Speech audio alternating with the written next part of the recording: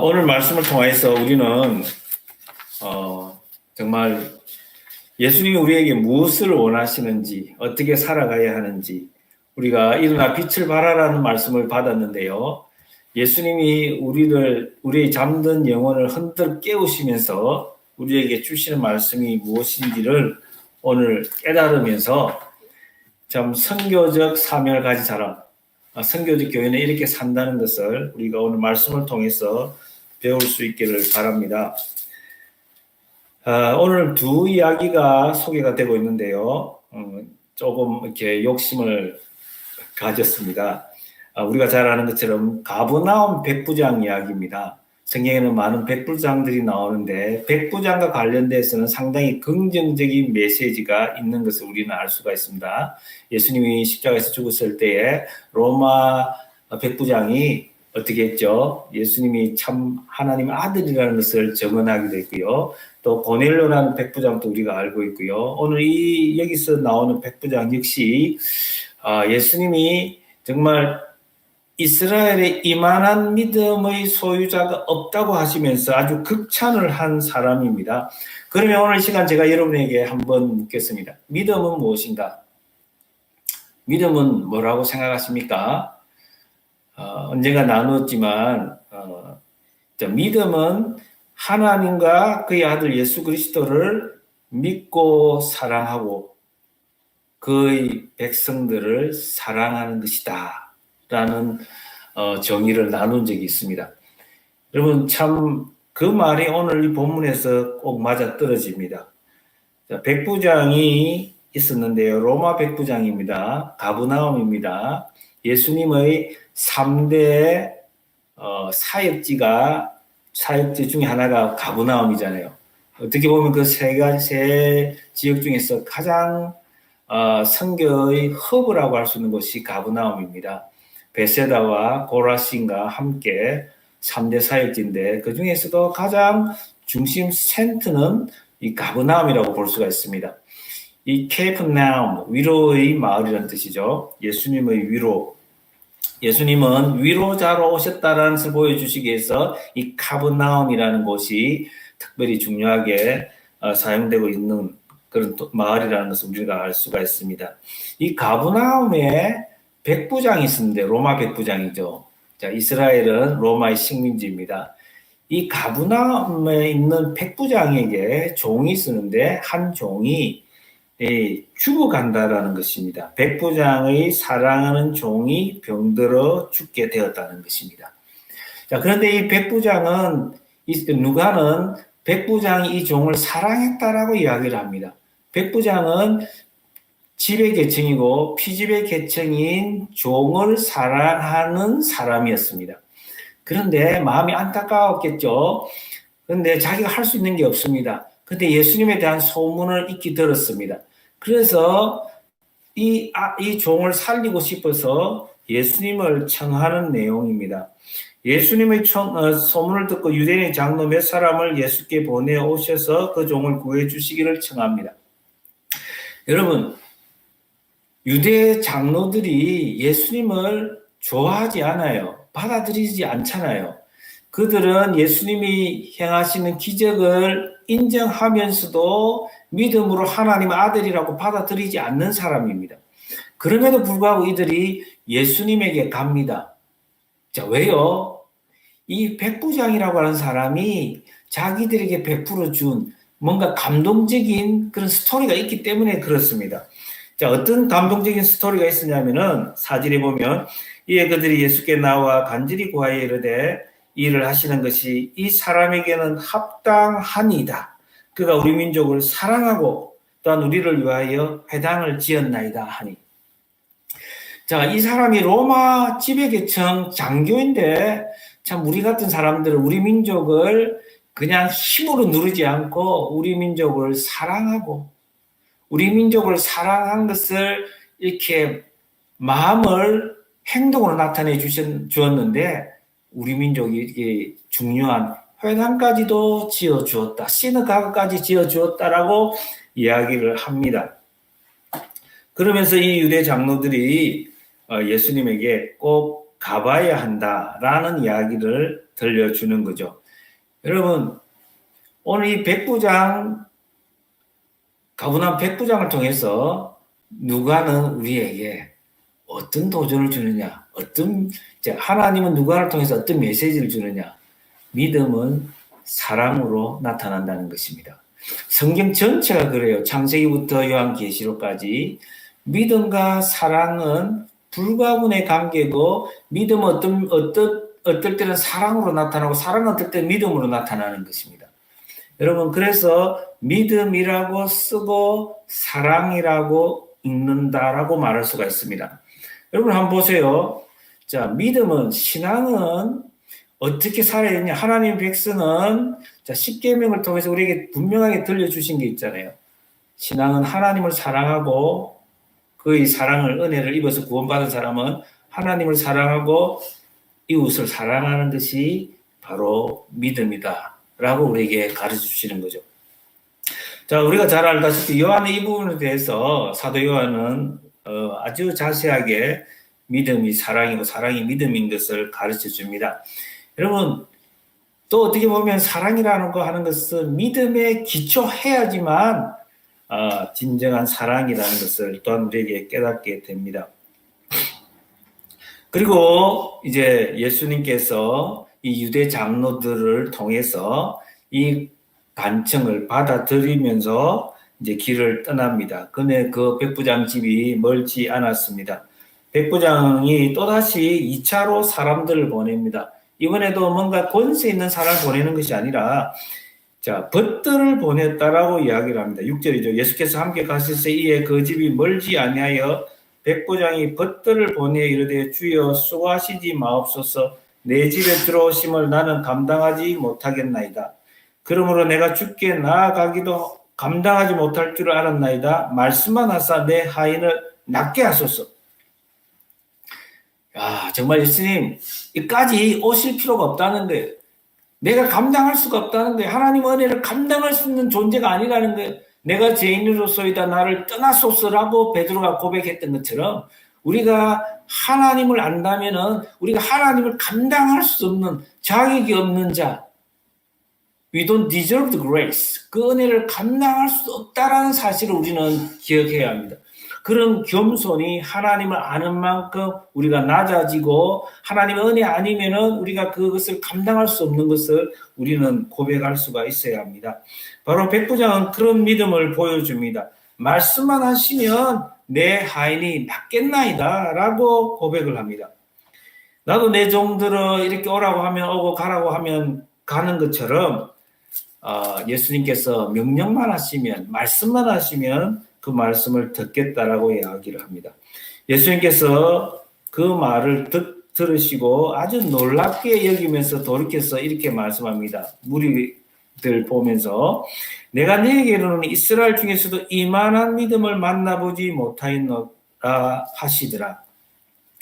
여러분, 10절에서 이렇게 말합니다. 보냈던 사람들이 집으로 돌아가 보면 종이 이미 나아 있었더라.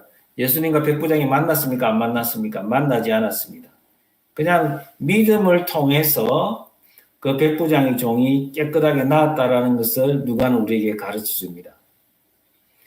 여러분, 예수님이 이렇게 칭찬하는 믿음을 통해서 우리에게 한 가지 또 알려주는 게 있어요. 믿음은 사랑이고, 여러분, 믿음의 사랑은 우리가 전혀 예상하지 못한, 정말 생각지도 못한 사람이 믿음의 사람일 수 있다라는 것을 누가는 그 의외성, 아닐 것 같은 것을 우리에게 가르쳐주고 있습니다. 내가 너에게 이르노니 이스라엘 중에서도 이만한 믿음을 만나보지 못하였도다. 내가 많은 내가 이스라엘 백성들을 위해서 이 땅에 왔는데 이스라엘 백성 가운데서 이만한 믿음을 보지 못했다라는 것입니다. 여러분, 우리의 처지를 보면 참 우리가 무대 중심에 있지도 않고, 그럼에도 불구하고 우리가 있는 자리에서 우리가 말씀대로, 말씀의 권세가 있음을 믿고 예수님 말씀이면 아멘 하면 그대로 이루어진다는 확신이 있다면 우리는 믿음의 사람이 될 수 있는 것입니다. 저는 언젠가부터 참 군인이 매력이 있다는 생각을 했습니다. 어릴 때는 그런 생각을 하지 않았는데 언젠가부터 자, 군인은 어떻게 보면 단순함이 있잖아요. 근데 단순함이 때로는 복잡하고 여러 가지 컴플리케이티드한 복잡한 것을 이해 못하는 부분도 있을 수도 있습니다. 그런데 그 단순함이 긍정적으로 보면 굉장히 큰 매력이라는 것을 볼 수가 있습니다. yes면 yes, no면 no입니다.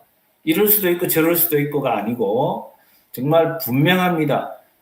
정말 명령에는 죽고 사는다라는 그런 마음이 있어요.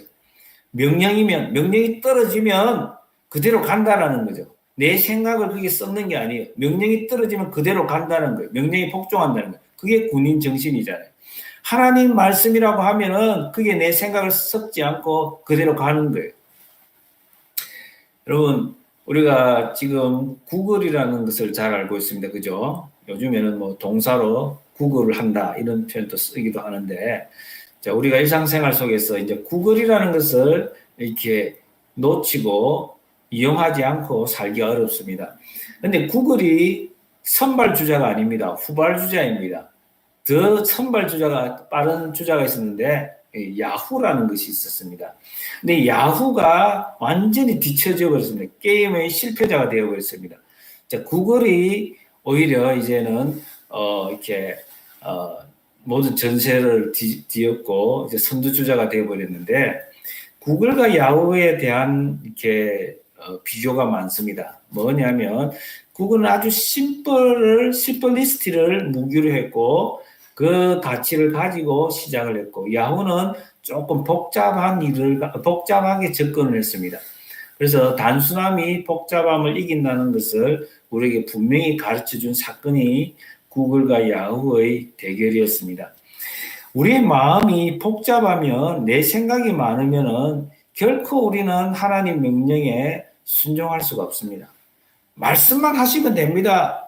그냥 가라고 하면 가고 서라고 하면 서겠습니다. 하나님이 동쪽 하면 동쪽이고 서쪽 하면 서쪽이고 내 생각과 상관없이 하나님이 원하시는 대로 살겠습니다. 말씀에 이끌려서 살겠습니다 하는 게 바로 단순한 마음입니다. 여러분, 우리는 이런 부분에 있어서는 이제 하나님 앞에서 우리가 군사로 일어서야 합니다. 하나님 앞에 하나님의 용사가 되어야 합니다. 이런 사정 저런 사정 많은 사정이 있고 형편이 있지만 그런 거 하나님이 다 보시고 아신다는 사실을 우리는 기억해야 합니다. 우리가 때로는 너무 억울하고 너무 슬프고 외롭고 가슴이 시릴 때가 있습니다. 여러분, 인간이 옆에서도 그 어떤 사람의 위로도 내게 위로가 되지 않을 그런 때도 있잖아요. 정말 외로움이 아주 밀려올 때, 우리의 존재가 지붕 위에 한 마리 외로운 참새 같은 모습으로 있을 때에 우리를 진정 도와주시는 분이 누굽니까? 우리에게 진정한 위로자는 예수님밖에 없습니다. 여러분, 그 예수님, 우리는 그 예수님을 어떻게 만날 수 있을까? 자, 그 예수님은 바로 우리 가장 외로운 시간에 찾아오시는 분이라는 것을 오늘 두 번째 이야기에서 우리에게 들려줍니다. 그 후에 예수께서 나인이라는 성으로 가시되 제자와 많은 무리가 동행하더니 성문에 가까이 이르실 때에 사람들이 한 죽은 자를 메고 나오니 이런 한 어머니와 어머니의 독자여 그 어머니는 과부라. 그 성의 많은 사람도 그와 함께 나오거늘 주께서 과부를 보시고 불쌍히 여기사 울지 말라 하시고. 여러분, 이 나인성 과부의 이야기에서 끝으로 보면 많은 사람들이 나인성 과부의 죽은 아들이 참 안 됐다. 젊은 나이에 왜 죽었을까?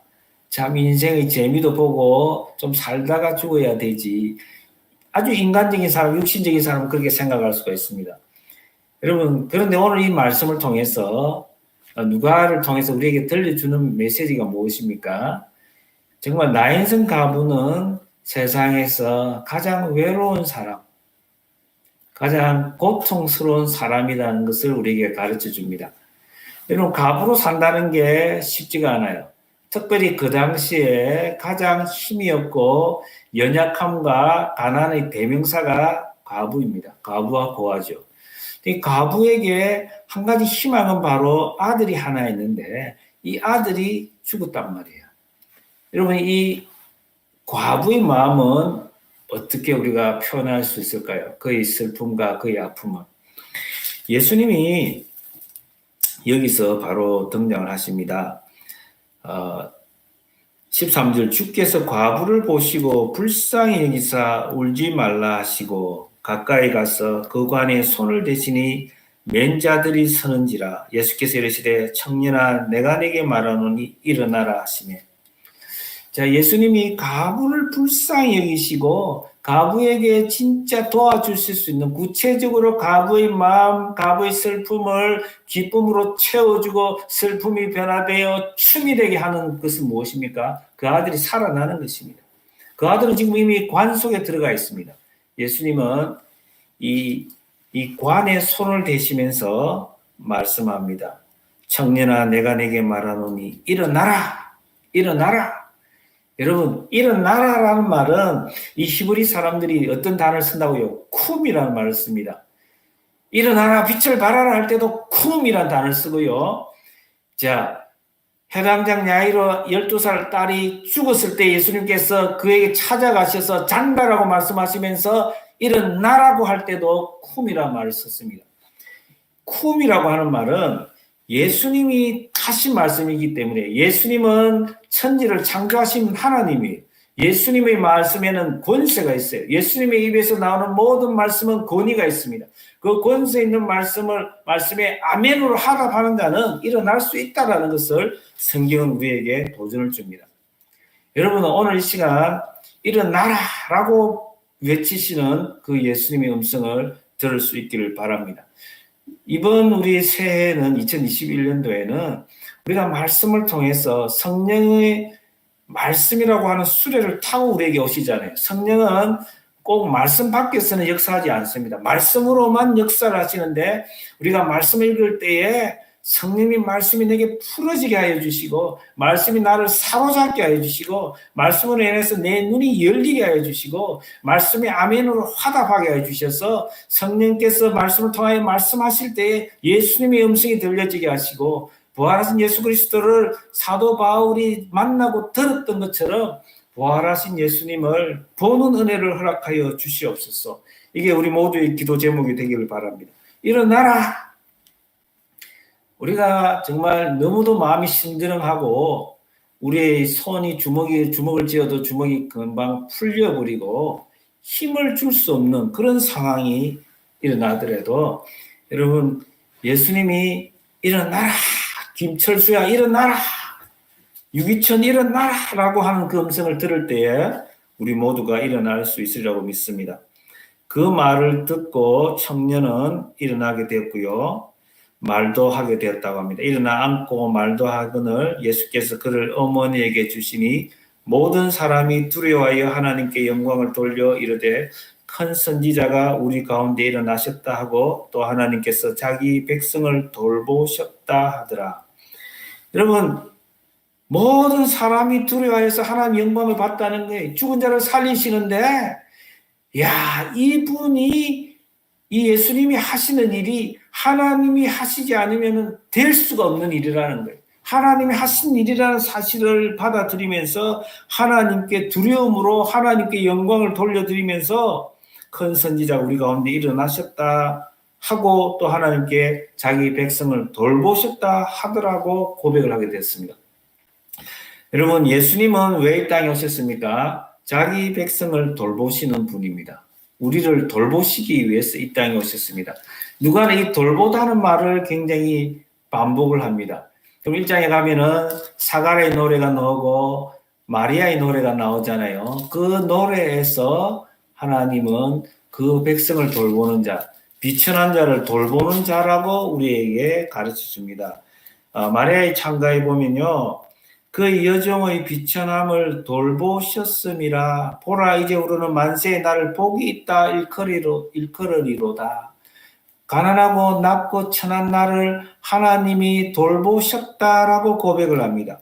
사가랴는 어떻게 고백을 합니까? 사가랴 역시 사가랴의 노래를 통해서 1장 68절에 보면 찬송하리로다. 사가랴는 세례요한의 아버지죠. 찬송하리로다. 주 이스라엘 하나님이여 그 백성을 돌보사 속량하시며. 여러분, 돌보다는 말이에요. 구약에서는, 히브리에서는 라아라는 말이, 보다는 말이, 하나님이 우리의 부르짖음을 보시고 들으시고 우리의 모든 것을 보시는 분이. 여러분, 베레스다 38년 된 병자에게 예수님이 그 병이 벌써 오랜 줄 보시고 아시고. 예수님은 보시면 다 되는 거예요. 예수님은 돌보시는 분입니다. 예수님은 우리의 유일한 위로자입니다. 특별히 자기 백성을, 언약 백성을 구원의 방주에 올라탄 하나님의 은혜로 구원을 받은 그 언약 백성들 특별히 돌보시는 분입니다. 여러분, 우리의 모든 사정을 다 알고 있어요. 세상 사람들은 아이고 젊은 청년이 죽었네 이렇게 하지만, 참 그 가장 억울하고 아프고 슬픔으로 가득 차 있는 그 과부의 마음을 보시고 친히 찾아오셔서 그 안에 손을 얹으시고 그 아들을 일으켜 세워주셨습니다. 바로 우리 예수님은 우리를 돌보시는 분입니다. 우리에게 음성을 들려주시면서 믿음으로 반응하기를 원합니다. 여러분, 예수님은 권세가 있어요. 백부장은 바로 이런 예수님을 믿었던 것입니다. 예수님이 터치만 하시면, 예수님이 말씀만 하시면 나을 수 있고 일어설 수 있다는 것을 믿었던 사람입니다. 여러분, 믿음이 없이는 우리는 하나님을 기쁘시게 할 수 없고, 믿음이 없이는 세상을 이길 수가 없습니다. 정말 이때에 말세지 말에 우리가 가장 부끄러움을 당할 수 있고 수치를 당할 수 있는 게 뭐냐면은, 믿음이 없으면 부끄러움과 수치를 당할 수가 있습니다. 여러분, 절대로 믿음이 없어서 부끄러움과 수치를 당하는 자리에 서지 않기를 바랍니다. 공부를 못해서 우리가 재산이 없어서 수치 당할 일 없습니다. 그러나 분명한 것은 성경은 하나님이 믿음을 보시겠다는 거예요. 딱 한 가지, 믿음을 보시겠다는 거예요. 그 믿음은 사랑으로 나타나고 그 믿음은 자비로 나타나는 것입니다. 여러분, 예수님은, 하나님은 자비로우신 분입니다. 은혜를 베푸시는 분입니다. 그 사랑을 아는 사람, 그를 믿는 자는 우리도 역시 약한 자에게 사랑을 전하는 사람이 된다는 것입니다. 여러분, 한 가지 말씀을 나누고 마치려고 합니다. 나보다 약한 사람을 어떻게 대하는가 보면 그 사람을 믿음을 볼 수 있다는 말이 있습니다. 자, 백부장은 자기하고 비교도 안 되는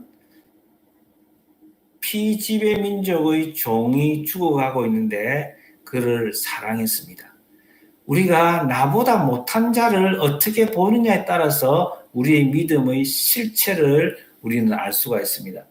저는 이 말씀을 준비하면서 참 하나님께 회개하게 되었습니다. 저는 참으로 교만했던 것 같아요. 마음이 높은 데 있었던 것 같습니다.